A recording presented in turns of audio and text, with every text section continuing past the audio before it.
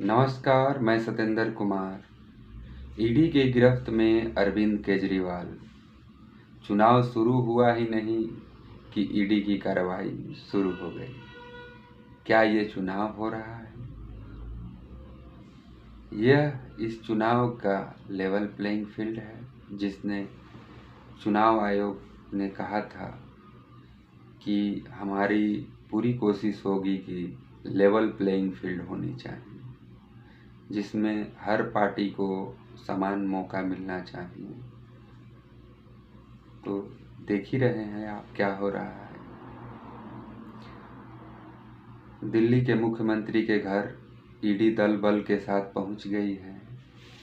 खबरें आंधी की तरह उड़ रही हैं कि केजरीवाल को कभी भी ईडी गिरफ्तार कर सकती है और दिल्ली में राष्ट्रपति शासन लगाया जा सकता है। ये हलचल सुनकर जितने भी आम आदमी पार्टी के विधायक हैं, सांसद हैं, वो पहुंच रहे हैं मुख्यमंत्री के सरकारी आवास पर। ईडी के द्वारा रैपिड एक्शन फोर्स है, उसको भी बुला लिया गया है और उसकी तैनाती कर दी गई है। ईडी ने केजरीवाल को 9 बार समन भेजे थे। केजरीवाल हाजिर नहीं हुए। उनकी वैधता को कोर्ट में चुनौती दे रहे थे। अब लगता है केजरीवाल गिरफ्तार कर लिए जाएंगे। केजरीवाल से पहले ही हाई कोर्ट में सारे समन की संवैधानिकता की चुनौती दी है और जिस पर हाई कोर्ट द्वारा 22 अप्रैल को समय दिया गया है। कोर्ट ने उनकी सारी एक याचिका को रिजेक्ट नहीं किया है। केजरीवाल के याचिका पर ईडी को जवाब देना है 2 हफ्ते में और उसके बाद 1 हफ्ते बाद केजरीवाल को ईडी के जवाब के ऊपर जवाब देना है।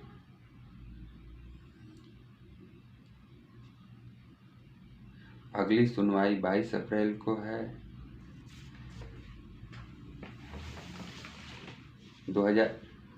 22 अप्रैल को है। ये सारी जानकारी देने से पहले एक अहम जानकारी आपको देना चाहता हूँ। वो जानकारी 2019 की है। 2019 में चुनाव आयोग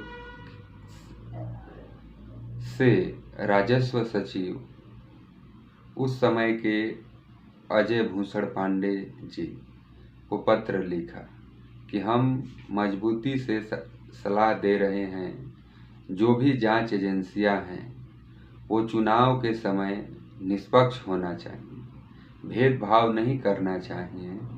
ये पत्र तब लिखा गया था जब विपक्ष के नेताओं के यहाँ छापे पड़ रहे थे। आचार संहिता लागू होने के बाद भी छापे पड़ रहे थे। इसके जवाब में राजस्व विभाग ने कहा था हमारी कार्रवाई निष्पक्ष होती है। तब आयोग ने कहा था कि जानकारी आप हमारे अफसरों को देते रहेंगे। बाद में यही अजय भूषण पांडे चुनाव आयुक्त बने और सब कुछ पहले की तरह चलता रहा। लेकिन चुनाव हो या कुछ भी हो, विपक्ष के नेताओं पर जांच एजेंसियों का धावा कभी रुकता नहीं है। आपने देखा है कभी रुकते हुए? ये एक पैटर्न सा बन गया है। छत्तीसगढ़ में विधानसभा का चुनाव चल रहा था, वहाँ ईडी सक्रिय हो गई। पड़ोस में मध्य प्रदेश में चुनाव हो रहा था, वहाँ पर ईडी का पता ही नहीं था। कांग्रेस ने इस तरह की कार्रवाई रुकवाने के लिए तब मांग की थी। अब देखिए, कर्नाटक कांग्रेस के नेता डीके शिव कुमार को इसी तरह मनी लॉन्ड्रिंग के केस में ईडी जो है 1 महीने के लिए जेल में डाल दिया। सुप्रीम कोर्ट ने कुछ दिन पहले ईडी को उस केस को ही खारिज कर दिया। पूरा मामला रद्द हो गया। डीके शिव कुमार बरी हो गए। ये ट्रैक रिपोर्ट है एजेंसियों का। क्या इस ट्रैक रिपोर्ट से ये एजेंसी दावा कर सकती हैं कि इस वक्त वो निष्पक्ष कार्रवाई कर रही हैं? क्या आपने कभी सुना है कि बीजेपी के बड़े बड़े नेताओं के पास ये ईडी की टीम पहुंची है दल बल के साथ, या आयकर विभाग की टीम पहुंची है, पुलिस ने घर घेर लिया है? कर्नाटक में भ्रष्टाचार के आरोप लगे, बीजेपी इस मुद्दे पर चुनाव हार गई, चुनावी चंदे के बॉन्ड में तरह तरह के पर्दाफाश हो रहे हैं, बड़ी बड़ी कंपनियां बीजेपी को 100 करोड़ 200 करोड़ 300 करोड़ का चंदा दे रही हैं। क्या ईडी ने कोई जांच की? ईडी के छापे के बाद ही कोई कंपनियां करोड़ों करोड़ों के चंदा दिया? इस तरह की मीडिया रिपोर्ट आपके सामने प्रकाशित हो चुकी हैं। तरह तरह के सवाल भी उठ रहे हैं। दिख रहा है कि ईडी के डर से कंपनियां चंदा दे रही हैं। दिख रहा है कि ईडी के छापे पड़ने के बाद विरोधी दल के नेता बीजेपी में चले जा रहे हैं। इसकी जांच कौन करेगा? जब इस तरह की विपक्ष के नेता जेल में डाल दिए जाएंगे, तब इस चुनाव का क्या मतलब है? क्या कुछ और भारत हम अभी से देख रहे हैं? क्या इस खेल में आम जनता भी शामिल है? क्या आम जनता को पता ही नहीं इस तरह की कार्रवाई का क्या मतलब रह जाएगा? ऐसा लग रहा है कि चुनाव से पहले ही विपक्ष के सभी नेता सलाखों के पीछे होंगे। कांग्रेस पार्टी का बैंक अकाउंट सीज कर दिया गया है, फ्रीज कर दिया गया है। पार्टी ने बहुत गंभीर आरोप लगाए हैं। आयकर विभाग के अधिकारी बैंक चले गए, मैनेजरों से जबरन खाते से पैसे ट्रांसफर करवा लिया। ऐसा कब हुआ है? आपने कभी सुना? सरकार किसी पार्टी के खाते से खुद पैसा ट्रांसफर करा ले, क्या ये आरोप सामान्य है? क्या आपके कान खड़े नहीं होते?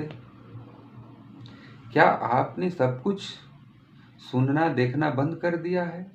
जब तक ये वीडियो आप देखेंगे, क्या पता दिल्ली के सीएम अरविंद केजरीवाल को गिरफ्तार कर लिया जाए। मगर हमारा सवाल पुराना नहीं होगा। ये कैसा चुनाव है? क्या यही चुनाव है 2024 का? चुनाव मतदान से पहले क्या किसी और तरह के संपन्न कराया जा रहा है? केजरीवाल गिरफ्तार कर लिए जाएंगे, कई तरह की कहानियां बना दी जाएगी और वही बना दी जाएंगी। 21 मार्च की शाम कैसे बीती? एक पार्टी का खाता जब्त है, एक राज्य का मुख्यमंत्री जेल में है, उसके कई मंत्री भी जेल में हैं। बीजेपी आपको इमरजेंसी का याद दिलाती रहती है। आप भी गजब हैं।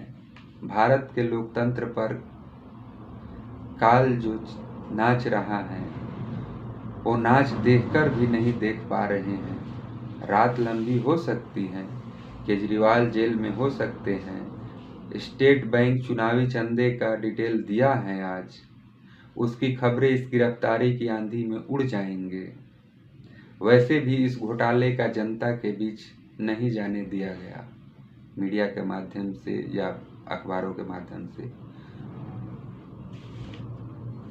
ये मीडिया ने सबसे बड़ी बेईमानी की है इस देश के लोकतंत्र के साथ और जनता के साथ। अब यह खबर घर घर पहुंचेगी कि विपक्ष के नेता सब भ्रष्ट हैं, विपक्ष के सारे नेता जेल में हैं, बस एक ही नेता लोकप्रिय है, वही विकल्प है, वही वर्तमान है और वही भविष्य है। यही देश की हकीकत है। आपने देखा होगा कि झारखंड के सीएम को भी जेल में डाल दिया गया है। कुछ ऐसे विपक्ष के नेता हैं, वो घबरा रहे हैं कि अगर गठबंधन किए तो हम भी जेल जा सकते हैं। कुछ नेता जैसे बिहार के मुख्यमंत्री नीतीश कुमार जी हैं, उन्होंने पाला बदल लिया।